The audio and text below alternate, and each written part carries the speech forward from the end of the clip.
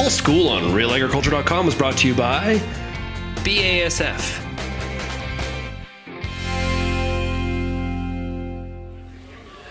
All right, joining us for this Pulse School episode here on Real Agriculture, we're pleased to welcome Bethany Wyatt of BASF. And Bethany, when it comes to disease resistance or fungicide resistance in diseases in pulses in Western Canada, what do we know about kind of the state of things right now?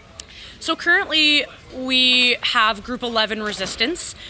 Traditionally we've known that it's been in chickpeas for many years. We've had group 11 resistant aschochyta in chickpeas for many years. In the meantime, we've also had group 11 resistant mycosphaerella blight in peas develop, and most recently in the last few years, we have seen the introduction of group 11 resistant anthracnose in lentils. So what does that mean for our fungicide strategies? So currently on the market, the vast majority of pulse fungicides do contain a group 11. Many of them contain a group 11 and another active, which is great, but ultimately we know that that group 11 is no longer having activity on any of our resistant strains that may be out there. So really when it comes down to it, we don't have a lot of tools available to help manage this resistance, but there are a few new products that are options to help deal with this issue. Okay. Do you think growers are aware of this resistance, or how common are cases where people aren't aware that they have it in their field? So I think in some cases with fungicide resistance, it's not as black and white or as visual as with herbicide resistance. We know that with herbicide resistance, you try to spray the weed, it doesn't die, it's still there, it's pretty visual. When it comes to fungicide resistance, it's not that cut and dry. One of the big reasons for that is because diseases in pulses are very patchy in nature, so it also depends on the pressure every year, whether it's actually going to be there, and sometimes it can be very patchy in nature, so it sometimes goes unnoticed quite easily. Okay. What do we have? Is there potential for new actives or new products, new chemistries coming on the market to provide better control of group 11 resistant diseases?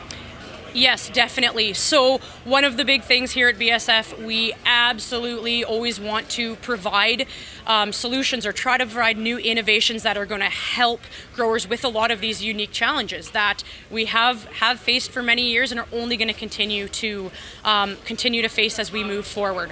So we are very excited to announce that we are going to be launching a new product in the near future that is going to help address group 11 resistant diseases in pulses, whether it's peas, lentils, or chickpeas, whichever disease that we are looking at. One of the new actives that's going to be in this product is Revysol. So Revysol is a fully registered brand new active to Western Canada. It's currently registered in Eastern Canada, but we are excited to get it as a first time here in Western Canada as a pulse disease product. Okay, just to clarify, is it registered in Western Canada at this point? No, it is not currently registered in Western Canada, hence why we can't go into a lot of details about it, but definitely stay tuned. Once we have more information to share, we will. But a lot of information is currently available on the new active Revysol itself, which again, as I mentioned, is going to have great activity and be a very vital tool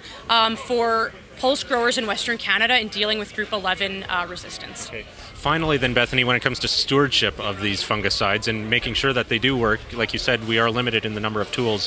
What are things that growers should be keeping in mind? I know you touched on some of this earlier, but maybe expand on that a bit. Absolutely. I mean, that's one of the most important points. We do talk a lot about products and solutions, but we know that we only have limited tools and they only come along so often. So one of the biggest things that we need to be doing is just back to ground zero. Good IPM, or integrated pest management, rotation, make sure that we're extending the years of our pulse rotations to help decrease the disease pressure that's there to begin with.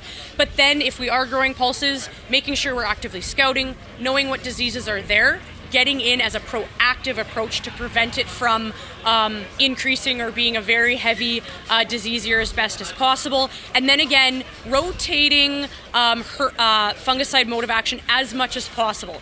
It's definitely not as easy within fungicides as it is herbicides, as there are very few options, but really it is utilizing them and trying to rotate as much as possible so that we can extend the life of these products and new actives. Thanks for your time, Bethany. Thank you very much.